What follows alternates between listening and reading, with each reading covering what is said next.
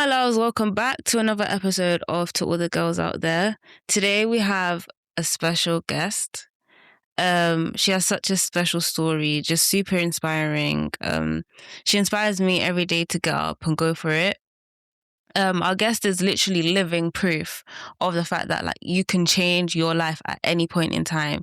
She's got this amazing passion and fire inside of her that she's not afraid to hide. And if you've not found inspiration in your life, then listen carefully to this episode, because if the word inspiring could be a person, it would literally be this girl. So we've got a returning guest, Laiba. Woo! Hello. Hey, That was so lovely to hear. Thank you so much for having me. You're absolutely welcome. Thank you for coming on. No, I'm really happy to be here. It's been I remember our last conversation was such a nice conversation. It was so heartfelt, and we learned so much about you as a person and your story again. So you've, like I said before, you've inspired me so much. And every time I see all the things that you're doing and how far you've come, and when I knew you in school and now, and I'm wow, it's just so sick to see. Thank you so much for having me back on. I mean, the last conversation was powerful, going both ways. You had some really incredible things to say. And it was definitely the highlight of my year last year. Oh, stop. You're making me smile. Guys, if you haven't watched me and Laiba's first episode, it's not part of this season, but because I don't want to repeat anything too much this episode, you can go back and listen to it. The title of the episode was Healing from a Toxic Home and Finding Self-Worth with Laiba Waseem. So Laiba, we're going to get into it, yeah? The first question I want to ask you is, if someone met you for the first time today, how would you describe who you are now outside? How would you describe who you are now? Oh, that's such an interesting question. It's quite thought-provoking actually. So if I met someone, I would say that the type of person I am now, is someone who doesn't allow any experiences to live in my head rent-free. I fully charge any experiences in my life rent to stay in my head, because if it's going to stay in my mind anyway, I might as well use it to make a difference.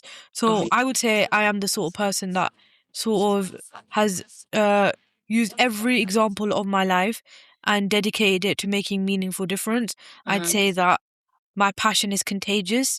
I do tend to make other people passionate just by talking to them about things that make me passionate. I'd also say that the type of person I am today is someone who wants to make meaningful change in the world. If the world is such a big place, then just making meaningful change in my community over the people that really matter to me. So I'd say that's the type of person I am today. Yeah, 100%. And I feel even when it goes to the passion thing, I think it really shows for you, because I remember even in school and when you would speak, do you remember when Miss Pruitt did the WOW event? And we'll do the WOW event, and when you talk, the passion is so clear. I would look at you, I would observe you from afar, and I'm like, this girl, she would just say whatever it is, and you could see the passion. It wasn't like you were just saying words or performing. It felt wow, you can really see that this girl stands for something and she has something to say, and it shows through you. And to have that from such a young age as well is such a beautiful thing. But was you always like that though? No, I'd say I think I knew quite early on, back in secondary school, that I did want to use my experiences to make a difference, but I don't think the passion was completely there in secondary school. I think it crept up more when I left secondary school, when I joined sixth form. I think that's when I realized that actually, you know what, these experiences might actually be something that I can use to make a difference. And I think my passion more so stemmed from the fact that I was always surrounded by really inspirational individuals, and those inspirational individuals kept pushing me to achieve a certain goal, and they just were kind of like the catalyst that sort of sparked that passion. And then after I left those inspirational individuals and met even more inspirational individuals, the passion just kept coming. But I don't think I was always like this. I think it definitely came with healing. It definitely came from a lot of work I had to do on myself. Because I can't help everyone else if I'm not helping myself. Yourself, So it did 100%. take a lot of energy and a lot of strength. I can't even tell you the amount of energy it took for me to do all that work on myself to be able to get to a point where I can say that actually I've actually used every single experiences of my life negative to change into advocacy. And you can literally ask me, like, I'll give you an example. Like, I was excluded a couple of times in school, not major exclusions, but just a couple of times. And now I'm a school exclusion ambassador. So it's just small experiences like that. You think, oh, they just probably disappeared with her past. They haven't. I've used it to make a difference. So literally any small thing that I've experienced in life, I find a way to change it into opportunity. And I do think that passion came via healing, doing all that work on myself and realizing that actually, you know what, Laiba, you can actually do something with all these experiences you have. 100%. That is so sick. And it's so inspirational because I feel like when it even comes to change and like um change in your life, a lot of people do think that they're stuck and there's not much that they can do and stuff to change their life. And yeah, a lot of people feel like it is impossible, but I will get back into that part of like change and making a difference. I want to speak about that a bit more later. But going back to passion and what you were saying about passion, what do you think is like your current passions like right now? Like what is Liba passionate about in this moment in time? Oh well, I'm passionate about so many things. Well, Mm, I think currently, like my biggest passion, and it's always going to be my passion, is ending the stigma against mental health. mm-hmm, Like specifically like PTSD, depression and anxiety, like ending that stigma. But I'm also a massive advocate for making sure that child sexual abuse is highlighted more in the community, mm-hmm, especially in communities where it's not spoken about much, and bring more awareness on that. So I do a lot of work in that field.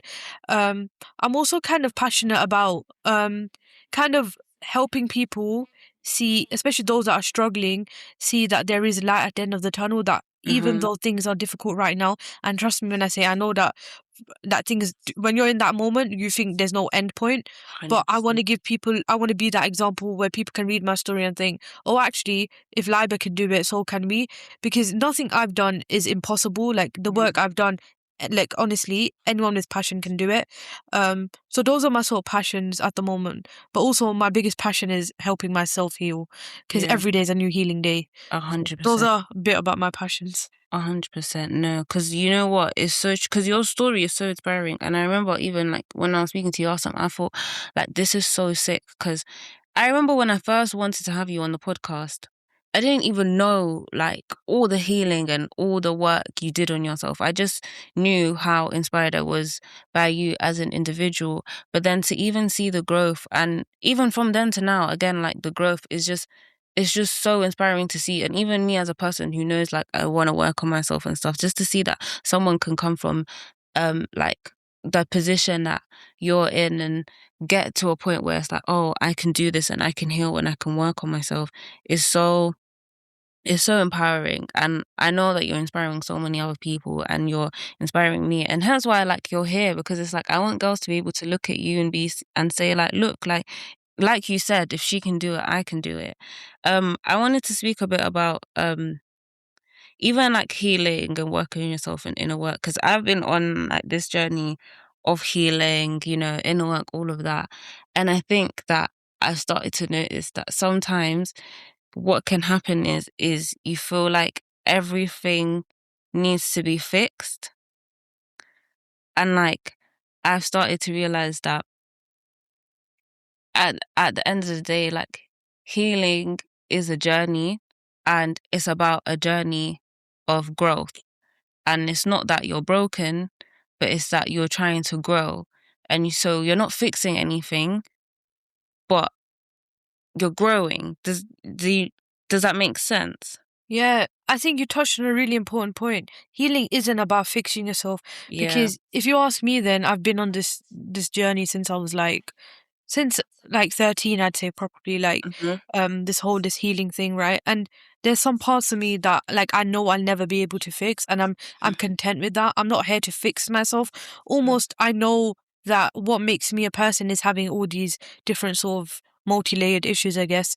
Uh-huh. For me, like healing isn't about fixing myself, but more so getting to a point where I can actually be content with who I am and Uh-huh. actually say to myself that, oh, this is Laiba, this is who you are. And Uh-huh. that's okay. Uh-huh. Because like I say, I'm an open book, right? What you Uh-huh. see is what you get. I don't change the way I talk for anyone. I don't change the way I am for anyone. Even at my jobs, like I talk the way I talk to my friends. Like I just genuinely don't believe in like sort of creating this different image of myself to be Yeah. around other people. I am just naturally unapologetically myself, Yeah. and that's what As you healing should is for be. me. But I guess everyone has their own definitions, but it's definitely not about fixing yourself. Because 100%. we're human, we're not meant to be fixed. We're just Exactly. supposed to be content and fulfilled with who we are. And if there's moments where you feel like actually I'm not completely fulfilled within this part of myself, work on that and get to the point Mhm. where you can just accept that. Yeah. 100%. 100%. And even learning to like accept yourself before, because even sometimes there might be something that you don't like about yourself and you want to change, and like that's fine, like you can learn to do that, but also accept where you are at this moment and learning to just accept everything about yourself, the good, the bad, the flaws, and this is you, this is whole. Because I think another thing that I know I run into, and maybe other girls and maybe yourself run into, is that like everything needs to be sorted out before this can happen, before that can happen, before this can happen. And, you know, so it's like, oh, before I can get into this university, I need to fix this about myself. Or before I can start waking up early, I need this. Or before I can find this partner, I need to start fixing that about myself. And it's like, you have everything you need. Like, you are enough right now at this point in time. Anything else is just an opportunity to grow. And, you know, it's something that you found and like you might not be content with. And that's something that you can work on, but that's the beauty in it. But it's not that you are not enough at this current moment in time. Do you do you get what I'm trying to say? And I don't Yeah, know if no, that's something 100%. that I get you that. dealt with when like being on this journey of just feeling like before I can do anything, I need to fix this. And like I understand like to an extent when it's like, okay, I want to sort this out before I get to this point. But I think no matter where you are where you're supposed to be at that moment in time. Yeah, no, that's definitely true. I mean, like if you think about it like this, right? A lot of the work I do, I'm still like like for example, I'm a advocate for child sexual abuse, but I'm also a Mhm. survivor. And Yeah. I'm dealing with the consequences of being a survivor every day, but that Hmm. doesn't stop me from doing the work I do. Yeah, I Hmm. definitely did get to the position where I felt like I was healed enough to be able to do the work because it's a lot, it's emotionally draining. Yeah. But I also didn't try and like get rid of the fact that I'm a survivor. I didn't try to like get rid of any of my memories. I didn't do that. I just Hmm. accepted them. I Yeah. just kind of accepted, did all the therapy work. Um, but I haven't. I'm still a survivor, no matter what. I'm still a victim, whatever. So no, I didn't fix any of those parts. I just accepted it. Same Hmm. with my like advocacy for mental health. I have complex PTSD, and I probably will for a very, very long time because it's Hmm. one of those diagnoses that doesn't actually go away. You just learn how to deal with the symptoms and stuff. But Yeah. that doesn't stop me from doing the work I do, and I'm doing a lot of work. Um, all it means is I just got to a position where I can say, can I do this work without affecting my own mental health? If so, I'm gonna do it. But I definitely didn't attempt to fix, get rid of anything, or that. I just didn't. Yeah. I get what you mean. And that's what I'm saying. You're so incredibly brave to do that. And again, I think it's so sick that you're doing that. And anyone like listening, like that is just so sick to me. Cause I just sit here and I think, you know, like if I was in given your position, would I have done the same? You know? So definitely give yourself your flowers. But linking back, going back to kind of like things that you're working on and stuff, what's something that you would say that you're working on right now on yourself that people may not know? Well, I think this is quite a raw one, and I'm just going to be open and honest for this podcast. Uh-huh. Just because my sister likes to bring it up to me every now and then, but I'm working on not being a people pleaser. It Yeah. is one of those things where whenever she says it to me, I was always say to her, like, I don't know what you're talking about. I am definitely Mm. not that. But we were doing we speak every day and we were talking about things we want to work on within ourselves. And I said to her, you know what? You know what, Nida? I'll actually work on the fact that I think I am a people pleaser. And I think I work too hard to get the validation of people that don't, whose opinions don't actually matter to So me. yeah. But I do it out of thinking that's my responsibility is to make them happy. And it's just to do what they want. But that is something I'm working on, and it's taken a lot of self-awareness, to be honest, because like I said, my sister's been telling me for a while, and I just didn't agree with her till at one point I was like, you know what, she's right. And being a people pleaser is not necessarily a bad thing, but if it Mhm. doesn't serve you, it doesn't serve you. And she's made me 100%. realize that it doesn't serve me, that I shouldn't seek anyone's validation or approval if their opinion has no place in my life. And whether that's family or friends, um it doesn't matter. It's about what serves you. So I'm definitely working on that. And I've definitely done, like, made a little bit of progress. But obviously, it's one of those things where, yeah, you just have to, like, go every day and see what you Mhm. can do. Yeah, it comes with time. That's so sick. I get that 100%. People pleasing, oh my God. It can be so tiring as well. Like, because sometimes it's just like, I think when you're always a people pleaser, it comes naturally. So, like you said, that you don't even realize that you're doing it. And then when you put the term people pleaser on it, you don't want to accept it because it seems like, oh, everything you do is like for the validation of people. But sometimes it's like you just don't want to upset someone or you don't want to feel like an outcast and stuff like that. And so I definitely get you when it comes to like the people pleasing part. It's it's like ugh, it's so irritating. It's like something that you want to get rid of, but sometimes it's like it's really Yeah. difficult. How would you It say it's is like? is draining. Yeah, it definitely is like draining, and you don't, like you said, you don't realize you're doing it. And the Mhm, term people please automatically, like, it makes you, there's so much negative connotations to it already exactly. that you don't want to accept the title. Um but it doesn't have to be something drastic. It could be little things, like, for example, like, I'd do something just because that person wanted me to do it. Rather than in my heart I know I don't want to do it, but just because that person is older than me, or just because I respect that person, I feel like, okay, you know what, I'm gonna have to do it, Mm, and stuff. So it doesn't have to be big things, but even the little things, if it mhm. doesn't serve you, it doesn't serve you. So you shouldn't accept it. Yeah, 100%. Even see, I think even with me, like when it comes to people pleasing, and one thing that I'm trying to work on the people pleasing aspect is being a bit more confrontational, and like um. But then again, that seems like being problematic. But no, but if someone does something that you don't like, why, like, just to speak up and say, hey, I didn't like that. But sometimes I feel like it could just be so difficult because it's like when you're like this self-aware person, you start thinking, okay, you try to understand the other person and think, well, what could I have done differently? And da da da da da da. And it's like, well, why can't you just communicate to the other person that you didn't really like that instead of always trying to work out, oh, maybe I did something wrong, or maybe this. Things can be communicated, you know? And I think when it comes to the people pleasing part, there's so many different realms of people pleasing that people deal with. So for me, like I said, confrontation. But what would you say is there a specific part or just people pleasing in general that you're trying to work on? I think it's being able to say no to Mm, people. It is just the power of saying no. And even it's not just with my family. I think even with the work I do, because I am quite known for the work I do sometimes get people asking me to do, like, certain, like, work for them, like certain consultations, and I genuinely don't have time. Like, I work every day. I balance that alongside uni and a um, social life, and stuff like that. And I don't have the time, but this natural instinct in me is like, I don't want to say no. mm, Um and then it comes down to, why are you trying to, like, do something that doesn't, you don't have time for it. You need to look after yourself yeah, as well in the 100%. process and stuff. So I think that part of it. And then there's also a major part of it is, like, it's just being able to say to my family, like, I'm not emotionally available today. Like, you know what I mean? Like, it's just about balancing who serves you and who doesn't. Mm-hmm. Um, and it does take a lot of courage and being confrontational. Honestly, people think, right, I'm the most confrontational person ever and I can just Mm, speak up. But it only happens with certain people. And then there's a massive part of my life where I don't speak up or I'm not that confrontational. But what I can do now is establish boundaries, which obviously has um, taken a lot of work. But I've uh-huh, established boundaries with everyone in my life and I'm mm, hoping to continue that. yeah, 100%. Boundaries is like a powerful thing.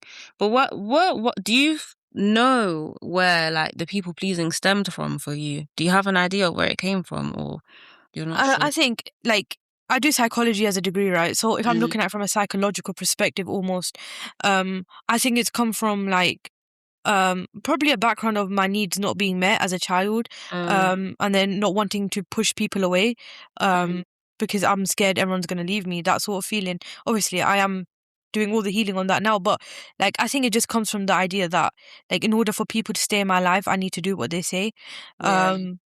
And it, like, thanks to my sister, she's made me realize it, and stuff. And like, if she hadn't made me realize it, I think I would have subconsciously did it and stuff. And you Mm, know what? People listening to this right now might think, oh my God, like she's doing all this work now, but there's still a part of her, like a major, major part of me that I'm still working on. But that's what mm. makes me human, right? That's what Yeah, makes me of human. I can't do course. all the work. Of Um, course. 100%. yeah. There's no way. There's no human on this earth right now that's like, there's always something that you can be working. There's always something new, and different parts of life require different parts of yourself and different levels of healing. You're never going to be fully healed or fully got to this point. Every day you like literally yesterday, there was like emotions I had. It was like 3 a.m. in the morning and I was crying so badly over something that I thought I was completely over. But I was just so grateful for it, like, because I was like, at least I am dealing with these emotions, and at least that this has come up at this moment in time. And I think a powerful thing actually that I do want to bring to this podcast and this episode is that one thing I did realize from that moment was not everything actually needs to be, like I said before, not everything has to be fixed or healed though. Because I remember when I was feeling this emotion and I kind of realized, oh, I thought I was over this, and I was praying to God, and I was like, what do I do? What do I do? I didn't know that I still cared about this situation. I didn't know I still cared. I thought I was over it. I thought I was fully healed. I thought I was done. And I just felt like him saying like, you don't need to do anything. You just need to feel. And sometimes that's all you need to do. Like, this emotion came, and just honor them. Just observe it, feel the emotion, and then, hey, I'm here today. I'm surviving. Life's good. I'm not crying anymore. Like, and some days you can just wake up and feel and observe that, okay, I'm feeling like this. And yeah, there's things that you can get up and say, today, this needs to be healed. Like, this is something that I'm working on. But there's sometimes when we do have our emotions and we do have things that we observe, because I do think when people are on a journey of healing, you think that everything goes away and everything is going to be done over like one day. Like one day you feel like, okay, I've got up, I'm over it, I don't care about this anymore, and everything is good. And then one day you might feel down again, or something's hurt and upset you, and it's like, oh, well, I'm rubbish, or like, I didn't do enough, or why do I still care about this? Especially like when people are on the internet talking about, oh, I got over this, da, da, da. And it's like, if you're human. If you just feel an emotion, then you're feeling an emotion. It doesn't mean that all your work is undone, or like you can't survive when you can't get up and go and do life. Like, observe your emotions, observe things. They're there. They do teach you something. But again, like, not everything is a problem. Yeah, no, that makes complete sense. I think what you said something really important there. You said like you were grateful for that experience, right? And Mm-hmm. you know what? I said this the other day to myself actually. I was like, this probably is going to be like a really powerful thing to sort of accept, but I'm very grateful for everything life has given me. I'm so Mm-hmm. grateful for all the bad experiences, for everything. I wish it didn't happen, but I am Mm-hmm. grateful that I did it. I survived it. Yeah. And I constantly remind myself that, Lab, you survived it, right? Mm. So just be grateful. That's the most important part. 100%. Many people don't. So I'm just glad I survived it, and I'm here to tell the story. I'm here to tell the story and stuff. And with experiences in life, you never fully get over them. I don't think I'm fully over anything that I've encountered. I don't think so. Mm-hmm. Um, and it does creep up on me on days when I least expect it. But the most Mm-hmm. powerful thing I can do for myself is just accept that not every day is going to be a good day, and that you Mm-hmm. will have more good days than bad days, but those bad days won't fully disappear. Like, I still get days where I'm like struggling, maybe for example to sleep and stuff, and I think to myself, oh, I thought I was over this, but then I remind myself that you don't fully get over trauma. Mm-hmm. Trauma is one of those things you don't fully get over it. You just learn how to accept it. And obviously, alhamdulillah, I Alhamdulillah. have been on such a humongous like self-healing journey, and just Yeah. doing all the work, that I have more good days than bad. Mm-hmm. And the bad days are like slowly disappearing as well. Because I just accept it. and I just tell myself that I'm still here, right? Like I'm here to share the story. And that's the most powerful way you can fight like these negative experiences is just say like, yeah, I'm grateful. I'm grateful that I survived it. Well, yeah, 100%, 100%. And alhamdulillah for everything. And alhamdulillah that we've gotten through anything. And I think one of the biggest takeaways from this part is just acceptance. I think acceptance is super important. I think before you can even try heal anything, I think when you try to heal without accepting it, you'll be on this never ending, like, what's the word? Hamster wheel, because it's like you've not even accepted where you are, and it's like you're just trying to fix something and but it can never, it will never end. Do you know what I mean? Because there's always going to be something, and if you're constantly looking, it's like, oh, I need to get rid of this, I need to get rid of this, I need to get rid of this, you're never really going to enjoy the journey. You're never really going to find contentment and peace, because it's like you're not willing to accept what is, and you're not really willing to accept yourself as an individual. Yeah, accepting that's such an important that is such an important word. And acceptance doesn't come overnight. It takes a while to be able to sit there and say, okay, I accept these things, I accept this part of my life, I accept this experience and stuff. But it is really important because you know what, it just eases that pressure off you. Like Mm-hmm. if you just accept that those things have happened and you can't unfortunately we can't change the things that have happened, but what we can do is change how we react to them now and how we respond to 100%. them now. It goes a long, long way. You know me from secondary school, so you know the person I was then, and then you know me like when we did the last episode, the person I was then and the person I am now. And in that time, do you know the amount of accepting I had to do? Horrific amount. Oh my God, loads. But as you can see, the difference it makes, innit? Like I'm here sitting on a podcast talking to someone just as inspirational, to be honest. Because I did the acceptance, and I went on that journey. Otherwise, like I wouldn't be able to do a podcast. I'd probably be battling my demons. I'd probably not be at the University of Manchester studying my dream course. I wouldn't be able to do all the work that I'm doing. I probably wouldn't be able to have such a loving partner if I didn't do all that acceptance. And obviously therapy helped a lot. I've had more therapists than I can count, but I've had such amazing therapists, so it's obviously been helpful. That is so sick. Guys, I just want to quickly point out, I'm pretty sure I've said this before, but when I knew Laiba in school, when I tell you, she was the most anti-men person. I swear to God, like, she was so anti-men. I don't even know, I don't think I knew anyone that was more anti-men than you, Laiba. And now look. Yeah. Oh, the Now, Laiba back in secondary school. That is such a story for itself. I I was so naughty. I just wasn't. Yeah. I was literally on a mad thing. bless your heart, man. I'm so proud of you, Laiba. I'm so proud of you. But we're gonna move on. So I have a section called Giving Her Flowers. So in a world where women are made to compete with each other, I wanted to create a space where we do the opposite. So we can praise, admire, and give other women their flowers without seeing each other as competition or a threat. So Laiba, I want to ask you, is there any woman or a group of women that you'd like to thank or give flowers to? Well, you see, I'm a product of inspirational women. Mm-hmm. Um, like what I am today and how I'm speaking to you today is because I've met some incredible women on my journey. Um, but like on the top of my head, if I go back from the very basics, my sister, my best friend, forever will be my best friend. Uh-huh. Like she like is absolutely amazing. Like she took on a lot of responsibility for me to be able to move out to Manchester. She took a lot on her shoulders so that I could follow my dream. And I Uh-huh. really hope that she sees that she's making such a difference.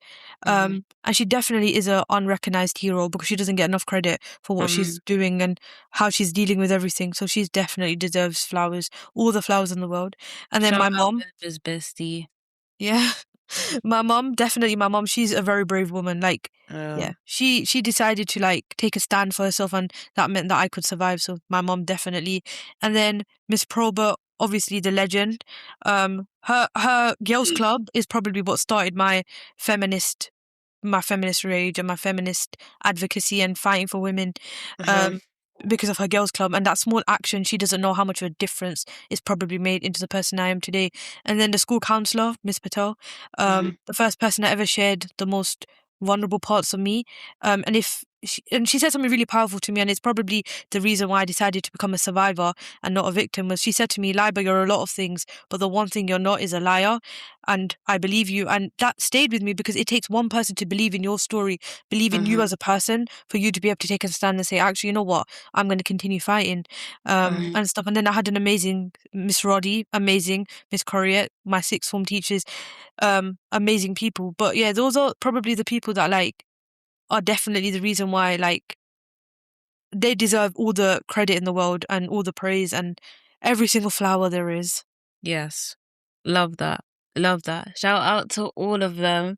Thank you on Liba's behalf. That's so sick. It's so sick that like there's so many inspiring women. I feel like people forget honestly like how many people there is that create change and help people, and we often forget it so much. And it's like people, the thing is as well is a lot of people don't know the impact that they have on others. You might just think, oh, like I'm just doing this, like I'm just helping, or I'm just being a person, I'm just being human. And then look, like all those people that you mentioned, they probably don't even know that the impact that they've had on you, but they've helped to shape who you are, and you're going to go and help to shape other people, and so Yeah. on. And the cycle continues. So, again, thank you to all the people that I were thanked. I hope you guys continue to help others and shape your story as well.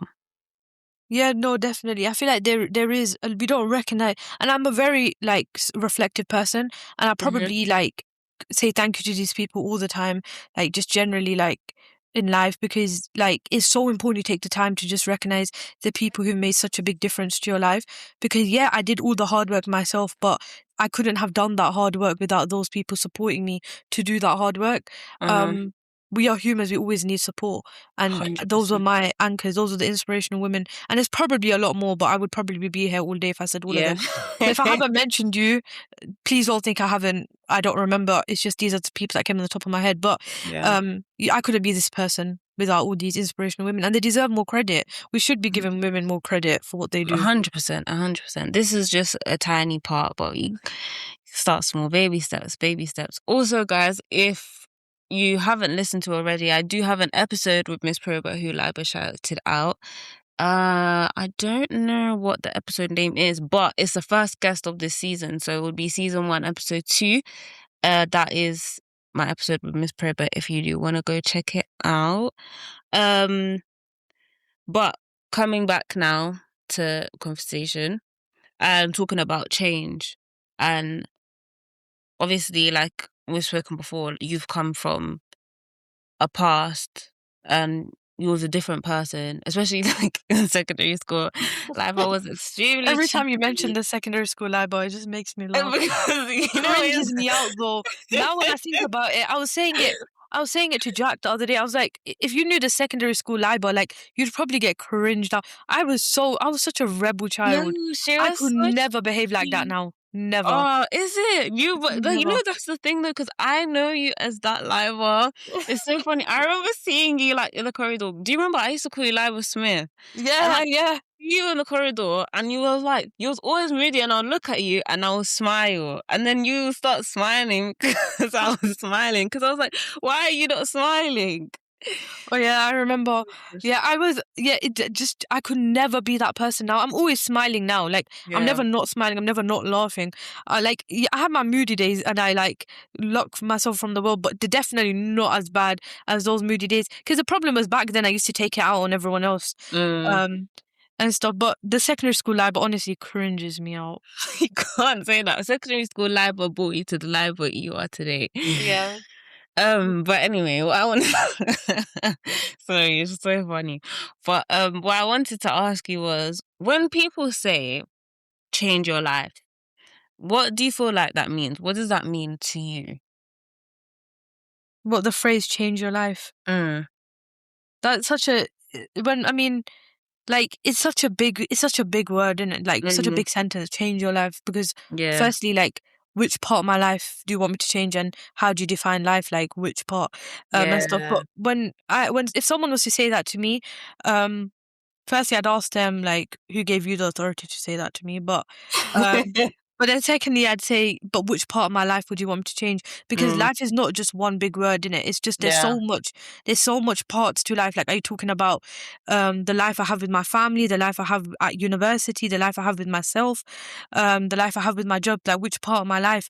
But just Mm, genuinely for me, changing my life means that getting to a position where um I I try and achieve all the things I want to achieve slowly mhm, but surely. That's what changing my mhm, life means. I don't want anything big from life, to be honest. And a lot of people like aspire to be rich or aspire to have like the latest cars or the biggest house. mhm, Do you know all I want from life? I just want to heal my inner child. I just want to say to 9-year-old Laiba, like, I hope you're proud of me. We're doing mhm, all the work that we thought we'd never do.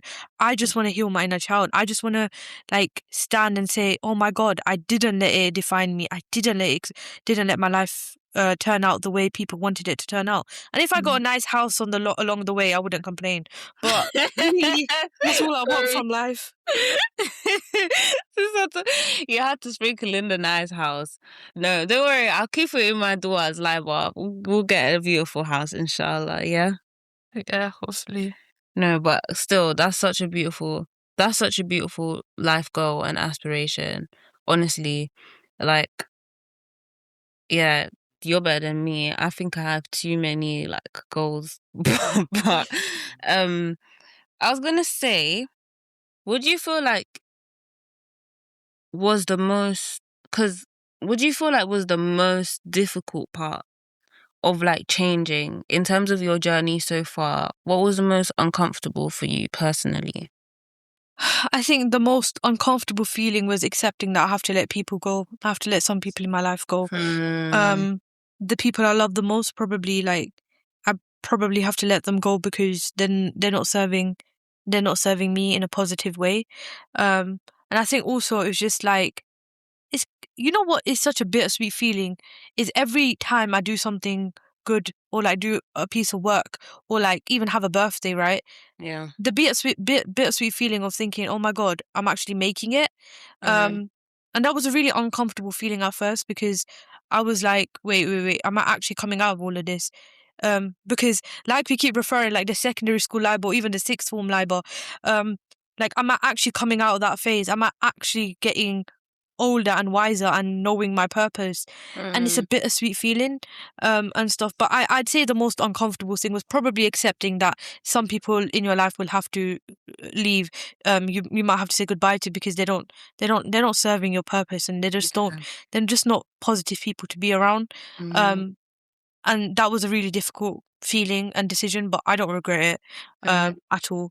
Um, but yeah, definitely. And it's even like when I moved away from like to go to Manchester, Yeah. like it was such a like difficult like thing to accept that actually, you know what, the family I've been taking care for years, my brother, my sister, my mom, I'm gonna Mm-hmm. have to say to them, sorry guys, I need to follow my dreams.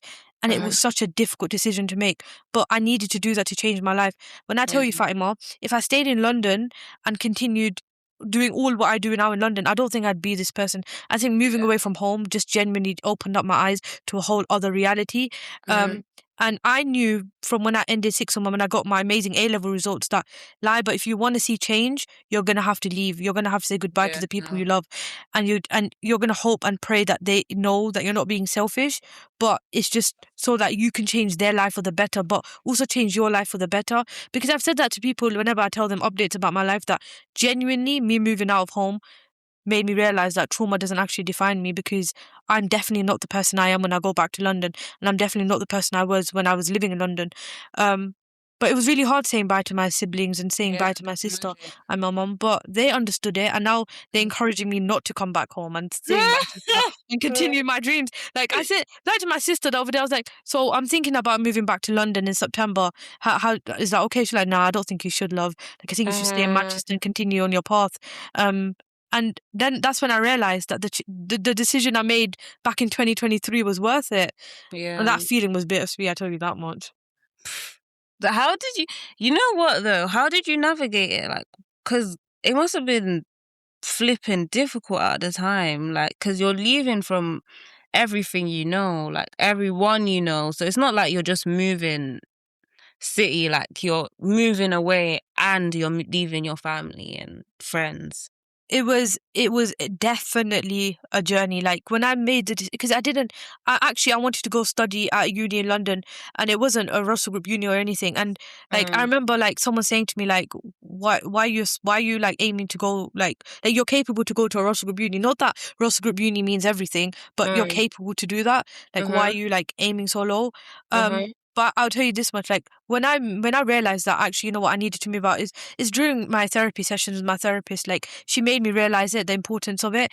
And then mm-hmm. I had an amazing sixth form team. I always bang on about them, but they were like No, as constantly you reminding me, Laiba, you need to leave, you need to move out, you need to move out, you need to move out. Like you need to do this for yourself. And mm-hmm, they gave me the like baton in my hand and said, "You've seen what your life is like in London. Now you make the decision." And then like I had my family, like my grandma, my granddad, they were actually more supportive than I thought. Like on days mm-hmm, my grandma would be like, Liba, don't go, I'm gonna miss you. But mm, at the end of the day, they had my back. And I then came to a realization that I don't know if the decision is good for me or whatever, but what I do know that this is what I want. Like I don't know if mm-hmm, it's gonna impact anyone else in a bad way, but it's what I need at the moment. And it wasn't easy in the beginning months of uni. Oh my God, my siblings. Oh my God, they'd call me every day. They'd have new troubles for me to deal with. But eventually they kind of accepted it. yeah, And they knew that I was doing it for them. Like mm-hmm, part of me was doing it for them so that I can sort of tell them that this is what a normal life looks like, not what they're experiencing. And it helped them realize it as well. And now, Alhamdulillah, they're doing much better as well. They're both on their own different journeys. And I think it's because they've seen me and they're like, oh, if Liba yeah, can do it, we can do it as well. But yeah, it was definitely something that it took a while for everyone to accept. And then they did finally. Um, and yeah, but I had like I said, I had an amazing sixth form team. They were like reminding me of my like dreams, my future, my aspirations. And every end of year I emailed them to let them know how I'm doing because I couldn't have done it without them. yeah. It's beautiful that they pushed you to do that, and that like your siblings, um, even were able to like warm up. I feel like in life, like you have to, in it. At the beginning, change is scary, but then that's the beauty of it. Like you grow, you learn, and things like that. Because I Yeah, had, and it helped. Definitely like my sister said. She said to me like, "You're my best friend. You were all that I knew. Like I'm definitely my siblings' mother figure because my mom is quite unwell. uh-huh, So they look up to me as their mom, and they were like, we lost a parent, and it was just very difficult for us to adapt and accept. But in the end, we realized that the most important decisions are the most difficult ones. hmm, Um, and that's what I think helped and stuff. yeah, 100%, 100%. And I feel like it's just interesting because it's like I'm taking it in because I'm supposed to be going uni as well soon, and that's the things that I've been pondering on my mind. Like my siblings are my best friends, and honestly, like when things happen, I go and speak to them first. And I'm just thinking, like the way you said that they're gonna be calling you, I'm just thinking a couple months time, I'm gonna be in the same boat. Um, but I'm super scared. I'm not gonna lie. I'm more. I was not scared before, but now I think I'm a bit more like, I don't know how I'm gonna do this. But you know, when it first happened, and like from then to now, would you feel like you've learned? What do you think that that specifically has taught you? So which bit? Like moving away to Manchester from London. I think I'd be quite raw and open because I think that's important. Like, obviously, like I had a really bad childhood and stuff, and like moving away from the actual house where it all happened, Mm-hmm. and actually getting sleep because I struggled to sleep when I used to live in London, and then Mm-hmm. getting some good night's sleep. That in itself was such a powerful moment for me when I realized that trauma gets a lot more difficult when you're living in the environment where it happened. And then leaving it makes you realize when you actually finally accept some normality and see what normal life looks like, it makes you realize that healing is possible. I also found my joy. My like the joy that I was looking for. My last therapist, Louise, she always went on about joy and that how I'd find my joy one day. And then I found it when I moved to Manchester. That was within myself, but also in the friends I made, my amazing partner. Like those were my joys, moments of joy. And I think the most important thing I realized is how important it is. for you to see the other side of life. Like often when we're in a situation, like in a very toxic environment or in a house that brings back memories, you think, is this it? Is this my life? But then when I moved out, I was like, actually, you know what? My life can actually be beautiful. When I was living in London, so up until 2023, I just didn't think I was happy. Like I wasn't Yeah. a very happy person. And then I moved out, and then I was like, I'm actually a really happy person. I'm actually so funny, and I'm so happy. And I'm not just saying this, like I am genuinely, or like I'm so much more happier than I was. And I'm Uh-huh. not saying it's 100%. I'm 100% there. I don't have bad days. I definitely do, but Mm. I just learned how to adapt to them.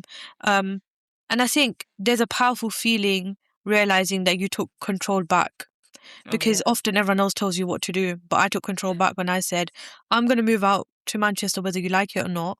I'm going to do it. Accept it or decline it. That's your problem. But I'm going to do this for me. It's time to put me forward. Yeah. That's a powerful feeling in itself. Very powerful and very strong, considering like people need to remember as well, like we're from like ethnic doing that and being from an ethnic household is not as simple as, oh, I'm gonna do this and da da da da da. And people listening, like some people might be like, oh yeah, that's fine. But for a lot of people listening, like don't think that, oh, she just grew up in a household where like that's not that deep. Like these things are deep and it takes a lot of balls to do something like that and to actually sit there and say, you know what, I'm going to make a decision that is going to be beneficial to me, is going to help me, and is also going to help the people around me, but they might not be able to see that. And I think that is in itself, like going back to people pleasing, that is something that's working on people pleasing, because in that scenario, you're semi a villain in some people's eyes, because it's like you're not doing what they want you to do or what they think works in their best interest or in your best interest, but you still took that leap to go and then say, okay, look, I'm going to do this. And now look at the outcome. Like it's become a positive outcome, but it's just that there was a sacrifice that had to be made to get to that point, you know? Yeah, no, that definitely is an important point that you've made. Like, things may seem scary at the start, but eventually they just become like just part of everyday life and stuff. Mhm. Like, yeah. But do you feel like, you know, when people say, like, oh, I want to change or I want to make change and stuff, do you think that people actually want change or like they just want relief? Because I don't know if people, or maybe they do, but they don't want what comes with it. I think like wanting change from life is a big statement just generally and stuff. Mm. And how you do it is like up to you. Like for example, like I'm very fortunate that I've been given opportunities to make meaningful change via the work I do. But for other Mhm. people that might just be like working on themselves or going to university or fulfilling a career path or doing some volunteering, or like it can mean a whole array of different things. Like Mhm. wanting to make change from life doesn't have to be something that like gets you like loads of awards or gets you like I don't know um like it doesn't have to be something like massive. It could be even the Mhm. little things and stuff. And I think that in itself should be more like spoken about. Like change doesn't have to be massive. Yeah, It could 100%. be small stuff. When I first started doing the work I did, I didn't do anything big. It was literally like doing a few interview panels for the NHS and for the youth service, or doing some consultation work, or like using Anything big, Lava, different. that's massive.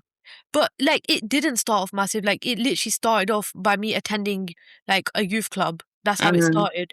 Um, but then it slowly grew more. And then by 2023 December the 5th, I won an honorary Free Woman of Newham award, which Oh, that's is the sick. highest award Oh you can my get God. in the council. And back in the day, if I got this award, I would have been tax free, but now I have to pay tax. Um, but yeah, and that happened in 2023. But I've been on this advocacy journey since I don't know Mhm. since 2020. So it like. And you know what's so important about the day I got the award? That Mhm. December the 5th was probably one of the worst days of my life in 2018. The worst days of my life. But I changed that day to make it the day I got an award. And I just wanted to mention that because for me, it's just, I get so happy when I think about it. Like, Yeah, I that's always thought it. December the 5th would always be the worst day of my life. But Mhm. then I got an award on that day, and now I'm like, that's the day I got an award. So dates come and go, memories come and go, but you can change the meaning of those days any day. 100%. You can change. anything. And I think like you're definitely a testament to that. And even going back to like baby steps when it comes to changing, when it comes to making change, like it can start through the smallest things. Like you can replace something, even if you want to change like your actual life or your lifestyle, or you're trying to change your sleeping pattern. Like let's say, I don't know, I'm just gonna make something random. Like let's say you want to fix your sleeping pattern, and some people might underestimate waking up just 10 minutes or 30 minutes earlier. But from if you wake 10 minutes or 30 minutes earlier every single day, is that not change? Is that not a difference compared to the day you woke up before, if you did? And it's like starting, just taking the steps just to make small change. Don't underestimate that, because it is a change and it will grow, and you'll see the difference over time. But you've got to be willing Exactly. to. It's the small Yeah. changes. Every day you make a small change, even just the way you go about like everyday life. I think I'm doing something different with my life every day, um, Mhm. and stuff like. And I always like take time to say, "Oh, I've done this differently today. This is a big deal." Like even my own sleeping pattern. Like my sleeping pattern has been going through a lot. Yeah, But same. I Mhm. just I was like, you know what? From now on, I'm gonna sleep at this time, and I'm gonna wake up at this time, and I'm gonna do this, and I'm Mhm. gonna do that. Um, like it's just like I call it lock-in season. Like I have my Mhm. lock-in season where I just lock in, Yeah. um, and stuff because it's important to get the balance right. Yeah, 100%. 100%. But yeah, I think, yeah, change can happen, and it can start off as small, but I think also it's something that people have to really want. I think sometimes people just say like change, but it's like at the end of the day, it has to kind of come from you. Can't come from other people if it's not what you want. I hope I've articulated that right. No, no, no, that makes sense. But yeah, what would you say to the girls who feel like, who tell themselves it's too late for them to change? It's never too late because change doesn't have an expiry date. As much Hmm. as we want to compete with everyone else and think, oh, like that person's doing this, so I need to do that.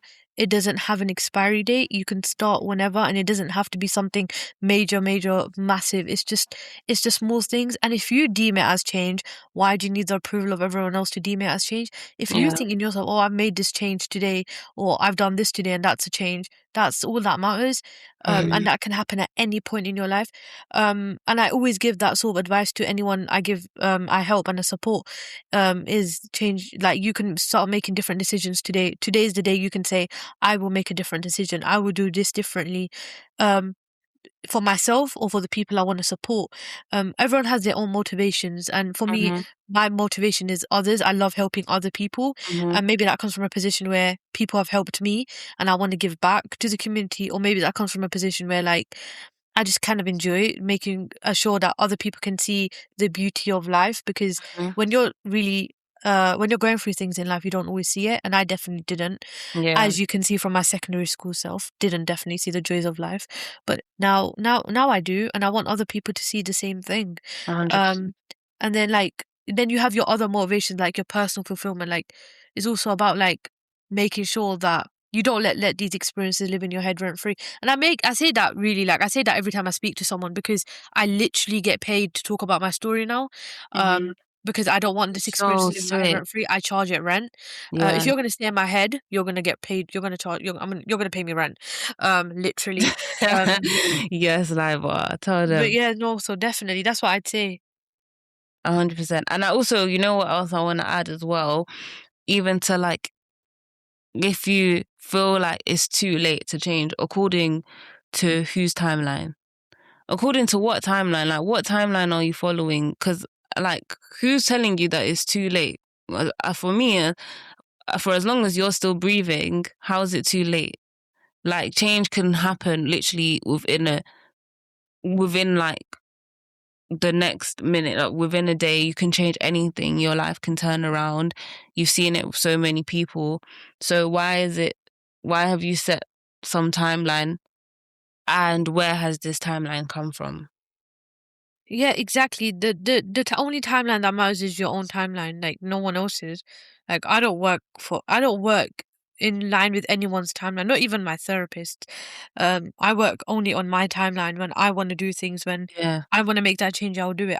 as you I should. just started that journey quite early on because Yeah, I knew what I wanted from life quite early on. Even if I couldn't yeah, see it clearly, I knew at the back of my head, like, actually, you know what? I might want something different. yeah.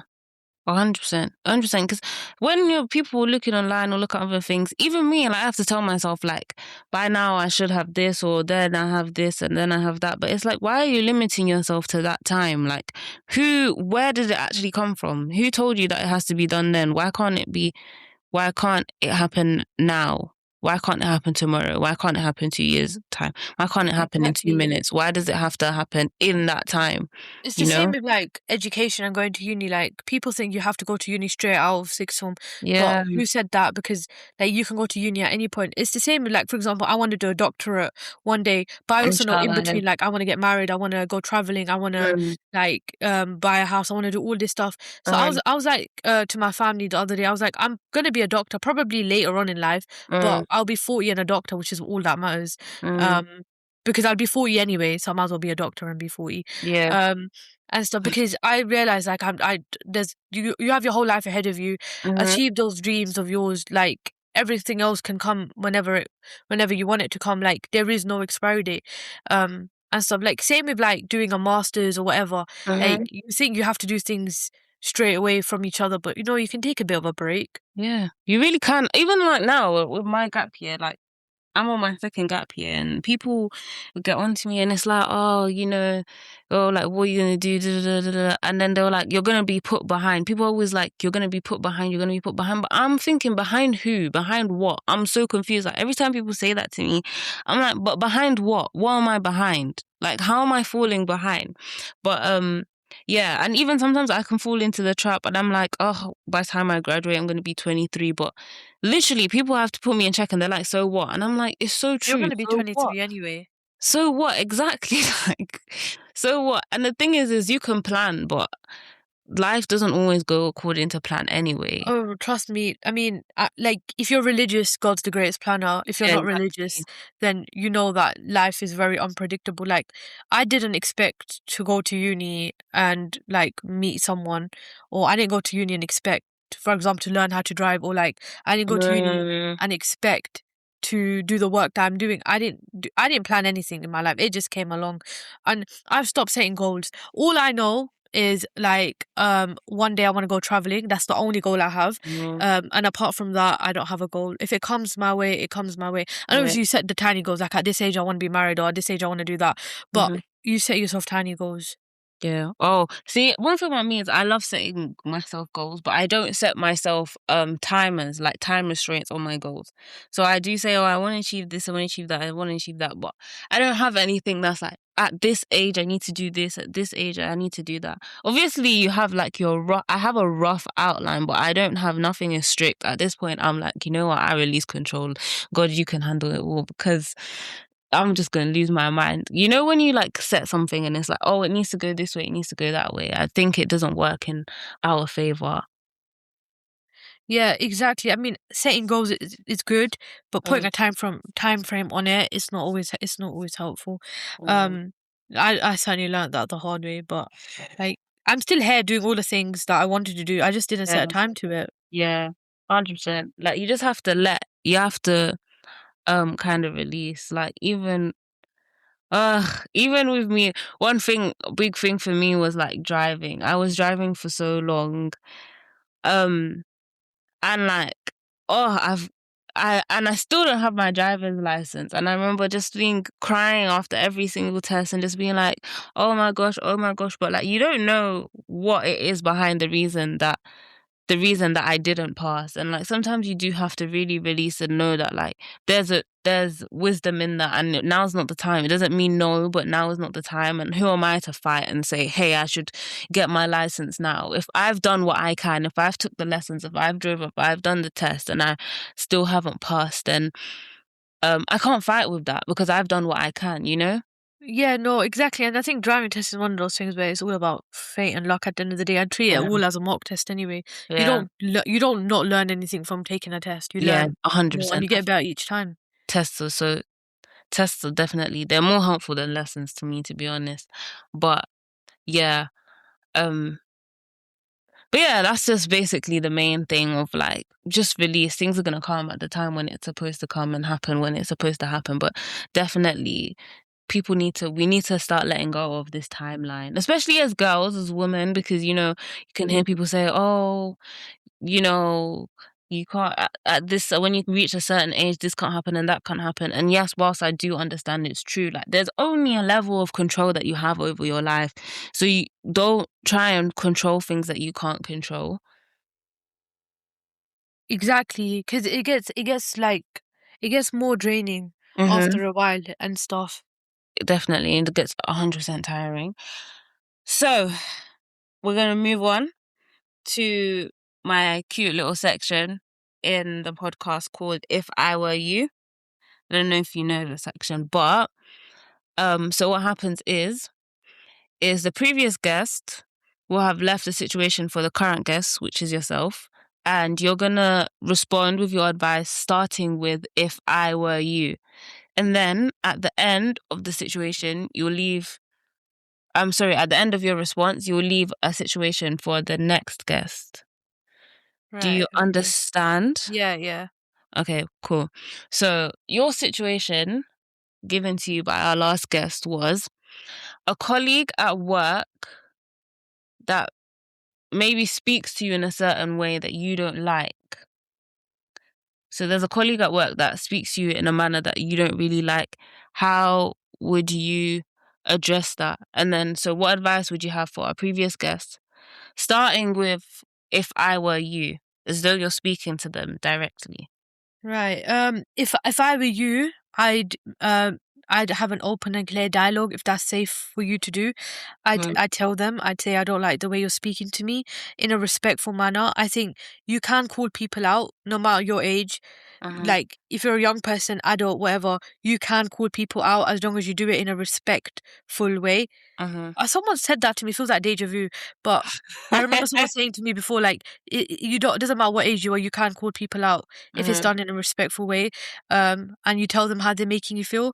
It's because often people sometimes when they're in a bad mood themselves, they take it out on you not because they're trying to be malicious, not because their intent is in an evil place, but it's just because the way our emotions treat us sometimes is that we do take it out on the wrong person, and it could uh-huh, be one of those situations. But you won't know unless you tell them how they're making you feel, uh-huh, because people are not mind readers. Or alternatively, they could be really horrible people, and in that case, they definitely should know how they're making you feel. uh-huh, Um, and if you don't see any change in their behavior, you should definitely like pass it along to your line manager. But everything you do, make sure you're open, clear, respectful, and done in a way that makes it clear what your boundaries are. Don't let uh-huh. anyone speak to you in a way that doesn't sit right with you, because bruh, no, that's not correct. Yeah, it's not right. 100%. Also, depending on like the work and stuff like that, and the way that they spoke, as in like the context of it, always have a paper trail. So even after the conversation, do try to follow up with an email if you feel it's appropriate so that everything is documented, because once you do, it does turn into he said, she said if you don't have that paper trail there. So I would recommend that as well. Yeah, Um, I agree. but now it's your turn, Laiwa. So what situation would you like to leave for our next guest? Okay. I'd say okay. So let me think of one actually. Hang on. It's okay, don't worry. All right. So you're in a situation where like one of your friends or someone you know keeps putting you down, Mhm, like doesn't respect your boundaries, keeps putting you down, undermines your position as a woman, um, makes you feel like you don't deserve to be in that space. Um, I'm not going to ask how you would go about telling them. I would say, how would you go about telling yourself about what your worth is? How would you make sure that you don't take those words to your heart, how would you remind yourself of what your purpose is? Wow, that is so profound, Laiba. That is so you. That was so deep. That's probably the deepest one we've had so far. Bro, But I love that. I'm a deep person. No, I love I that. write I love that. I poetry. love that because it's gonna force the next guest to think. Whoever the next guest is, just know that they're gonna be thinking as they should. This is what I like. This is what I like. I'm even gonna reflect on that myself. Beautiful Yeah. question. Because I always say this, right? You can't change how other people talk or how Yeah, other people act, but you can change the way you respond. 100%. 100%. I feel like I have the same mentality as well. But then sometimes it works against me because whenever something happens, for example, it's just like I was saying before with like being confrontational and like sometimes you sit there and it's like, oh, well, am I the problem? How can I do something differently? And da, da, da, da. And sometimes it's just like, of course, again, you can only control what you can do at the end of the day. But sometimes it is just that the other person is just a crap person. Or the other person just did something that you really don't like and it doesn't hurt to address it. And I think once you address it, it's up to them to change. It's not by force that you change something. But again, it then comes down to what am I going to do about the situation? You know, how do 100%. I I respond 100% and agree. react to it? And it's true. I want to ask, what do you feel like is the first? I think we kind of touched upon it already, but what do you think is the first step to changing, like to making a change, especially mentally? Like, what do you think the first step is? I think I said this in the last podcast, but like I'd say just checking in why you're doing it, Mhm. like checking in on yourself as to what your purpose is doing it. Mhm. I would say that like depending on what change you want, like for example, like the change I really wanted was to talk more about child sexual abuse because Mhm. I was a mental health advocate for a very long time.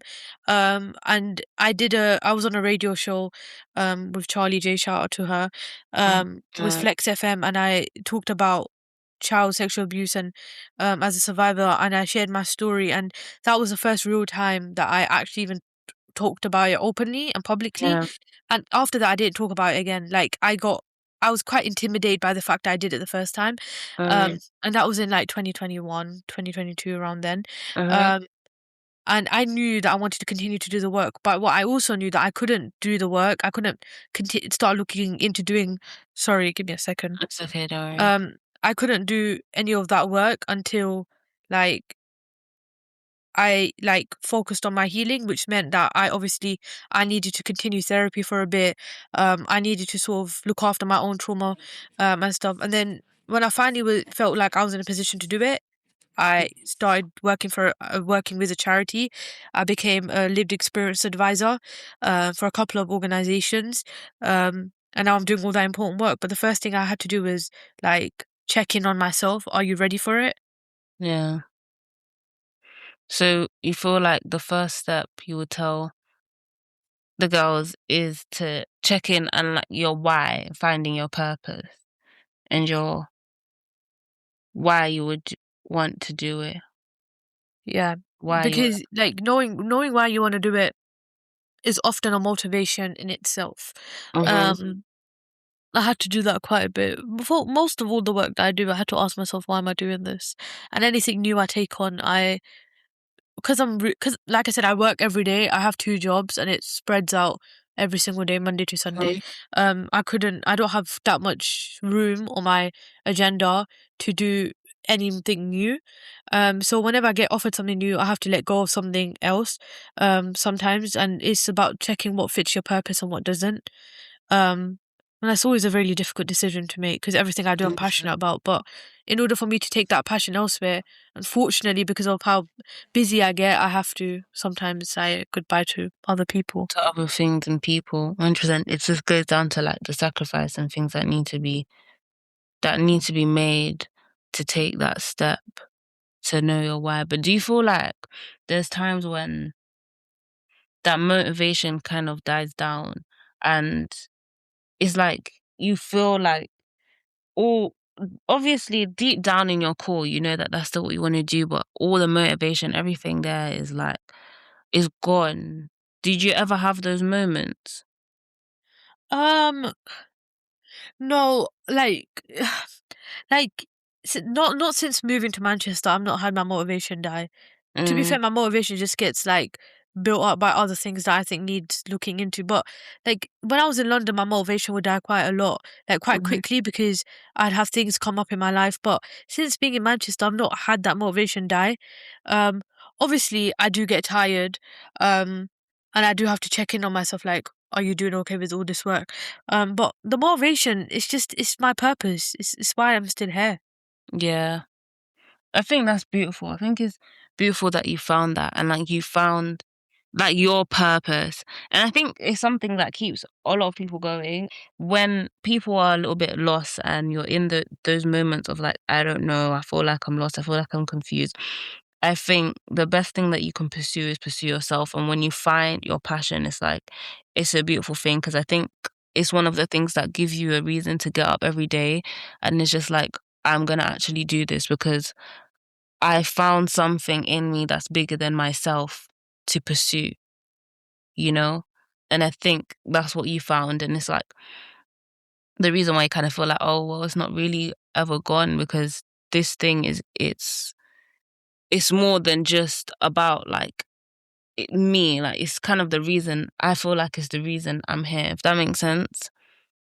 Yeah, yeah, no, no, definitely. That's it essentially. Like, my motivation is the work I do. And like people say, oh, what do you do for self-care? Like obviously I have my Netflix and chill. I have Yeah. my writing poetry. I have all that. But the bigger part of it is after I'd say my 9 to 5, I have a evening work routine as well. And that's my form of self-care. Yeah. 100%. 100%. Do you ever feel like your old identity ever creeps up? So you mean the secondary school life off? Whichever, whichever life you would like to refer to. All right. So my old identity. You know what? I'm not actually fully let go of my old identity. You know what old Laiba was? She was Mm, brutally honest. That's mm. what I remember. I was brutally honest to all my teachers. Bless them. I'm still brutally honest now as Like, well. um, but yeah, no. Sometimes, like I do feel like I show characteristics of like the Lib I was in sixth form or the Lib I was in secondary school, or mhm, like the negative traits sometimes, but not much because I did have to let go of bad habits, to mm. create some good habits. Um, but there's personality traits that I had back then that I do every now and again adapt now, like my rebellious nature. Um, I'm still a little bit rebellious at times. I'm a bit sassy sometimes as well, a Yeah. bit sarcastic. I'm sarcastic 99% of the time, still. Um, but yeah, there are definitely traits that still creep up. Some of them, like the bad ones, have not so much, but definitely the ones that I kind of liked about that LIBOR definitely does come up. I don't swear at my teachers anymore. Don't swear at any of my professors. That's I definitely mean, I would gone. assume so. I would hope not, like, but I feel like I think it's a thing where you naturally grow. I think, well, most humans, as you grow older, you're naturally supposed to, or I would assume people mature. But then I think even then, with that, there's still a level of, like you said, healing and growth that you choose to do despite lessons and experience, if that makes sense. Despite the fact that you're growing in age, there's still a level of healing that you can make a choice Yeah, yeah, no, to change. definitely. Because, like, I think the biggest thing about my old self was that I didn't love myself. I Hmm. really did think that I was worthless. And I didn't think I had any worth. I didn't love myself at all. Hmm. I do love myself now, and I do think I have incredible amount of worth. I think I'm priceless, to be quite frank. Um, Period. but Hmm. like that oh my God, if anyone knows me back then, that was definitely one of my biggest issues was I had very low self-esteem. Hmm. Um, I wouldn't say I have like dangerous amount of high self-esteem now, but it's at a Hmm. point where I'm comfortable in it. Hmm. Um, so when you get older, you do tend to realize that actually for all the reasons why I hate myself, I now love myself just as much. Like you get older, and you just get a little bit wiser.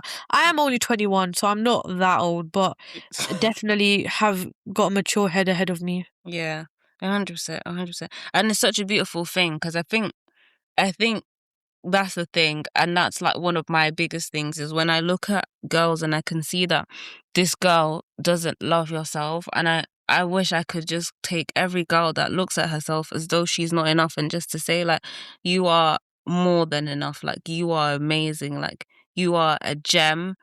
Because it's like it's so sad sometimes, like because of our experience, because of life, because of everything, people kind of just look at themselves and see themselves as like, oh, I'm like, I'm worthless and stuff. And even then, with like social media and stuff, some people try to preach self-love and all these things are great and all of these things are beautiful, but it's not just about saying, oh, I love myself, I know my worth.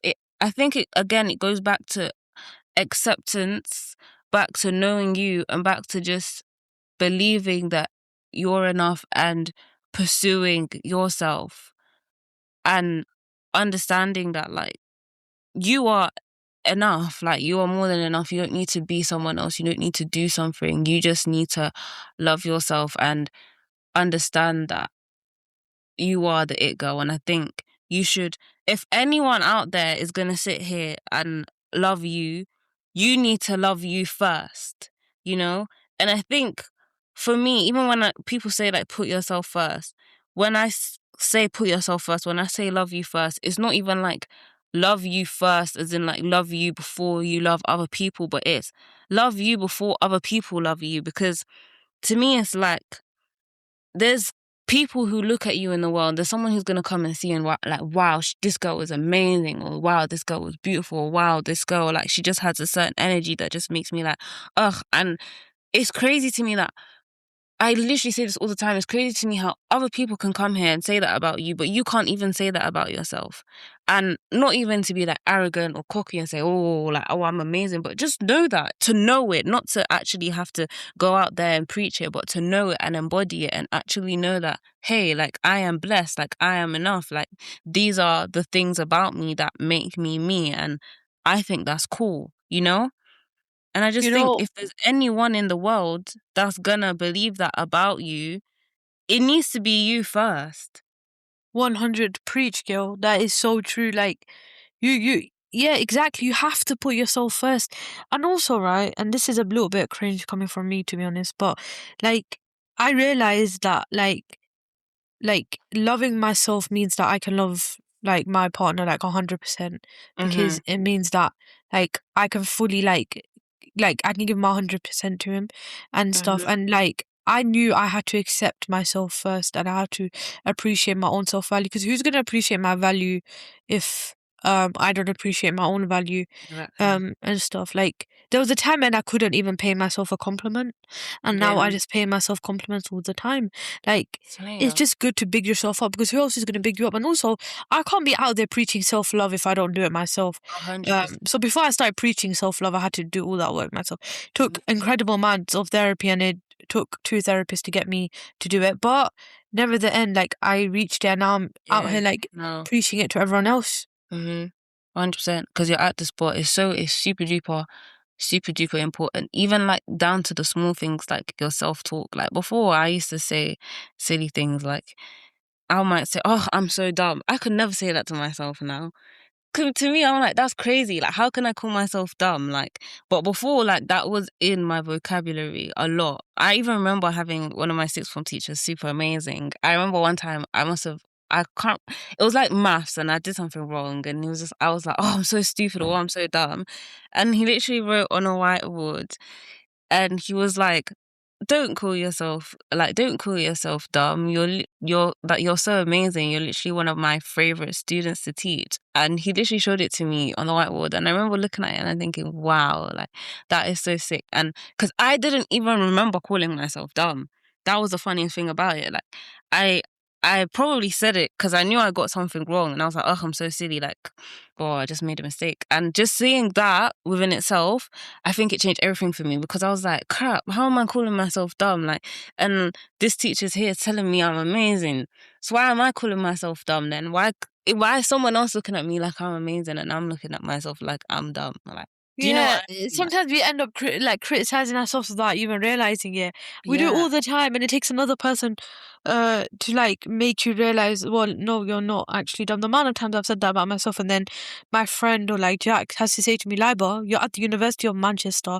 You are one Yeah. of the smartest person and like people I know. I'm like, oh, hang on a second, did I just say that about myself? Take Mm, that back, mate. Like 100%. you just have to check in with yourself. Like, don't put yourself down ever. Mm, Ever. Don't I don't let anyone put me down, and I don't put myself down. And if someone was to put me down, I have an army of people that are like shouting at them like, don't you dare try it. mm-hmm. Um so yeah. Big It's yourself up, definitely, guys. yeah, a standard you have to have for yourself. When I hear anyone negative self talk, not around me, don't ever, because people are just me. Don't talk about yourself like that. And again, it comes down to compliments. For example, like if I was, like you said, how you said you couldn't take compliments. Even me, like I used to be like that. But even now, I'm just like, if someone gives you a compliment, take it. I have my friends know. If someone says to my friend, "Oh my gosh, you look so nice," and they're like, "Oh, it's just a blush," I'm thinking, no, don't downplay it. Take the compliment. Like, thank you. Like, all you have to say is thank you. It's Like, like I'm Miss not saying, Prober. You know Miss Prober's famous quote was say thank you, I know. yeah. And Oh, then yeah, yeah, yeah. yeah. She did used to say, she used to say thank you. I know, but yeah, just take the compliment and like love yourself. Yeah, no, 100%. Like, but what's one hard truth that you think changed your life? One hard truth that changed my life. Mm. Oh, that's such a deep question, Fatima. Sorry, you don't have to answer it. No, no, no. I'm just thinking, what one hard truth that changed my life? Um, that I'll just you can edit this bit out if it's not right, but Mm, um, that happens. Like mm, it happens. Like mm, things happen, difficult things happen. Like life is never gonna go in a straight line. You know, mm, I had to accept a while ago, right, that my entire life, like my entire childhood, is gone. Like I don't have a childhood. Um, I'm never gonna have a childhood again. But I can heal my inner child at least. yeah. Um, and it was really difficult actually when I realized that, oh my God, like I'm never going to be able to tell my children the childhood I had because it's non-existent. It was so bad. And then Mm, I was like, oh, well, actually, instead, I can tell them about the amazing memories I made once I got older to heal my inner child, like the cartoon I watch now, yeah. that I used to like as a child but couldn't enjoy it when I was a kid. And that was definitely a hard truth that I had to accept. It was very, very difficult, actually. Um, but then someone wise said to me like, you can do all the things you loved as a child or you wish you could do as a child now. Like why? Like there's never an age to be childish. Yeah. Um, so yeah, 100%. Even in my episode with Miss Proba as well, like that's what she was saying, how like a lot of the time adults don't actually allow themselves to just be childish and just like let loose and enjoy. And I think it's an important part to like what's the word? Nurture that part of you and allow yourself to just be kiddish from time to time, you know? It's healing. yeah. And And I think when you definitely meet people, like especially at university, you mm, meet people that gone through so many different life experiences. Like, like for example, Jack, he has the complete opposite life to mine. Like, he's had alhamdulillah, very beautiful childhood, like alhamdulillah. loving parents, everything perfect, right? And obviously, I didn't get that. And I was checking in on myself, like he's showing me what normality looks like, and for some reason, I found that very difficult to comprehend at the beginning. I was like, well, I'm meeting people who've had such like good childhood, like they could actually talk about their childhood with so much pride, or Mm, like the things they did as kids, and I'm like sitting there like, what am I gonna say? um mm, and but then I was like, actually, you know what? Let's use this as an example of what healthy versus non-healthy looks like, and mhm, then it comes back to the point we made in the beginning: acceptance. I've mhm, accepted that my childhood was bad. I've accepted mhm, that my adolescence. Well, I can say I'm still in my period of adolescence, but let's say my secondary school and my sixth form era was a bit shaky. Like I was going through the whole battling and accepting it. I've accepted it, and now I'm the product of someone who's accepted it, and now on the journey to make sure that other people can also accept things and uh find their inner self mhm. worth. Yeah, I get that. But you know, in moments where you're where people are speaking about things like their childhood and their experiences, does it make you feel a way, or did it make you feel a way? And do you think that people should maybe like refrain from talking about their childhood around maybe people who have been through things like that, or do you think it's okay?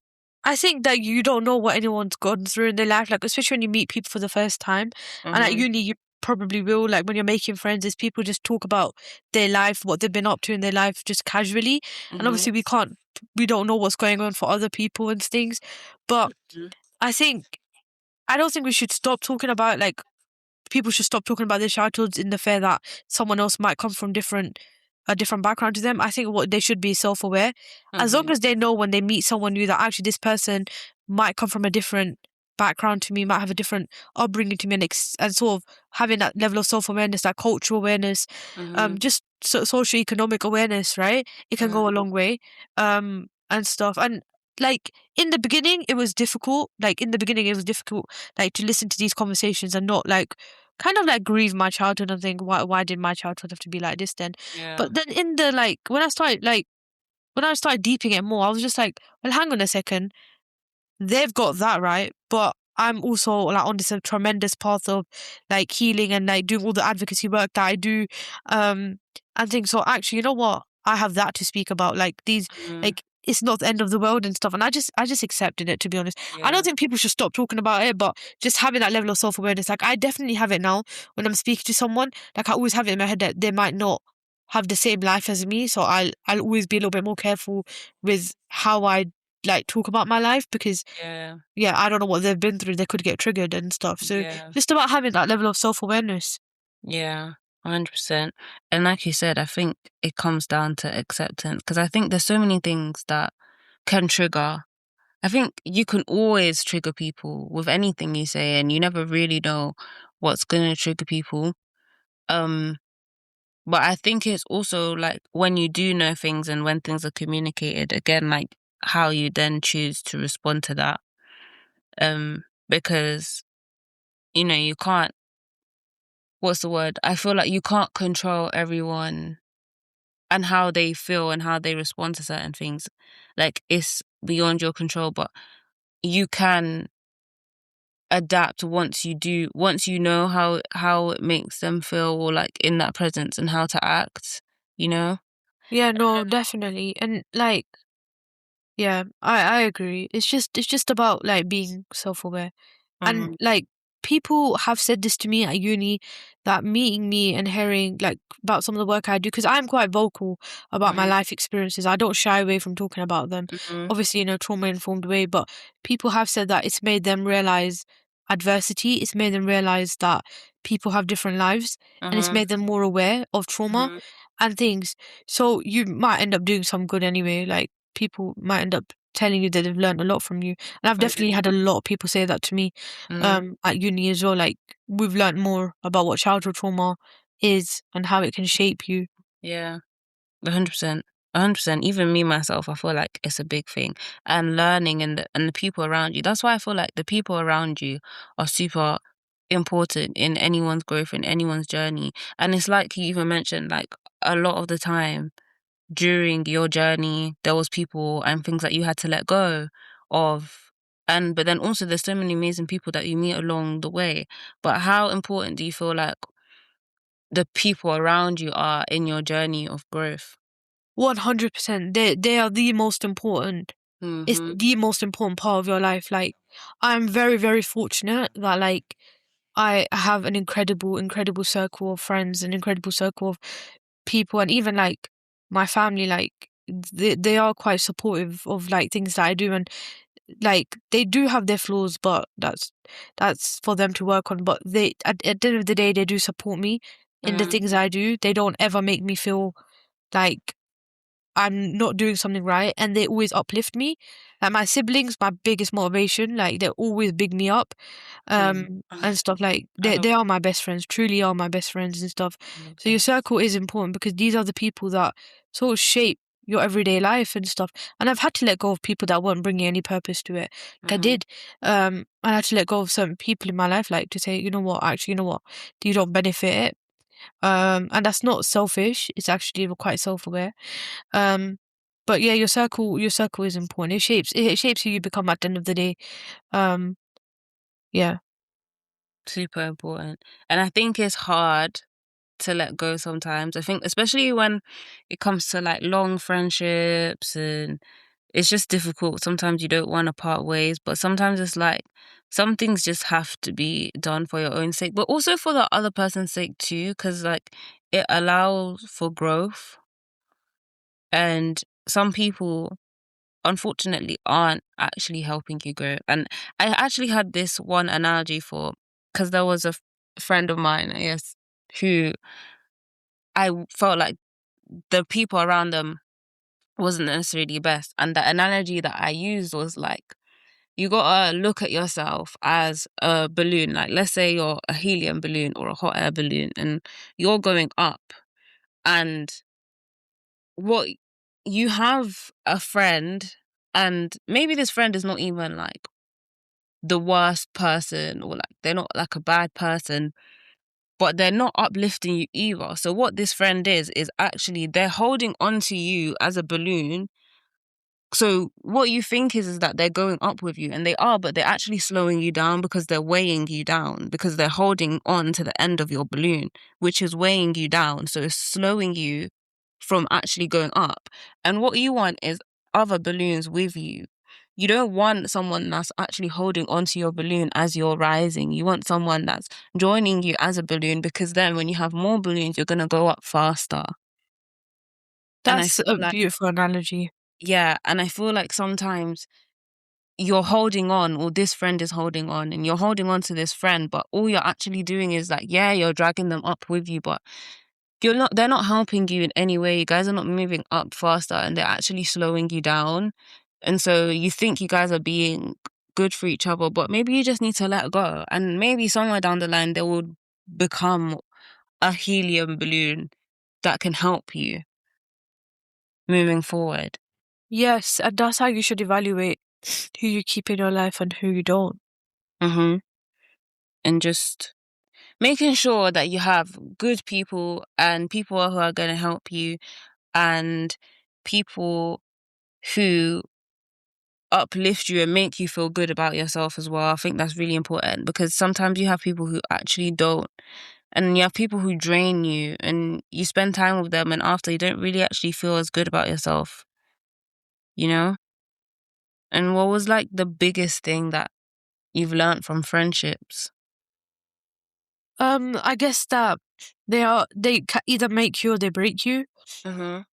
and stuff, and that like not all friends come into your life for like a reason. Some just come to teach you a lesson and leave, Mm-hmm. and others stick by you. Like I'm still really good friends with the people I was friends with in sixth form, Mm-hmm. because they uplifted me a lot, and they were like my biggest supporters and stuff, Mm-hmm. um, and stuff like friendships are important, like to an extent, and it's about like how they serve you in your life, Mm-hmm. um, and stuff. And don't ever feel pressure to stay in a friendship that doesn't serve you. Um, but yeah, Yeah, let's leave it there. Leave it at that. Thank you, Laiba, so much. no That has worries. been so sick. You've had so many insights. Before you before you leave today, what is one message that you'd like to leave for all the girls out there? What I'd say is celebrate yourself like you celebrate others. Mhm. Big yourself up like you big up other people. Mhm. Um, keep striving towards living a life that you feel content with, and don't try and fix every part of you. Just get to Mhm. a point where you just accept it Mhm. and stuff. And if you ever feel like you're not motivated, just look at my LinkedIn page. Honestly, like I Mhm. share some good advice there. Mhm. Um, but just generally, like life is difficult, and it's always going to have some elements of difficulty in it. But it's how you derive meaning from it and how you sort of take from it and stuff. Let every bad experience in your life become the reason why you decide to make a change in the world. Oh my gosh, that was so that was so I love that, Lima. That was so deep. I love that. I love that. I've loved today's conversation. That was so sick. Guys, I will put Liba's LinkedIn in the description. Laiba, is there anything else? Anything else? Um, no, I'd just say like keep doing what you're doing, and like if you guys never if you anyone listening ever needs advice on finding opportunities to use your experiences to make a difference, just contact me via LinkedIn. I Mm-hmm. am nice, don't worry. And I'd be happy to help. Yeah. Yeah, guys, like I said, her LinkedIn is right there. Live, I've loved this conversation. I've loved everything. It's been so nice, honestly, just hearing your voice and Oh, thank you for having me here for inspiring, real. inspiring, inspire. I can't talk. You know what? I'm just gonna, I'm just gonna end it, guys. It was lovely. See you guys next week. Bye.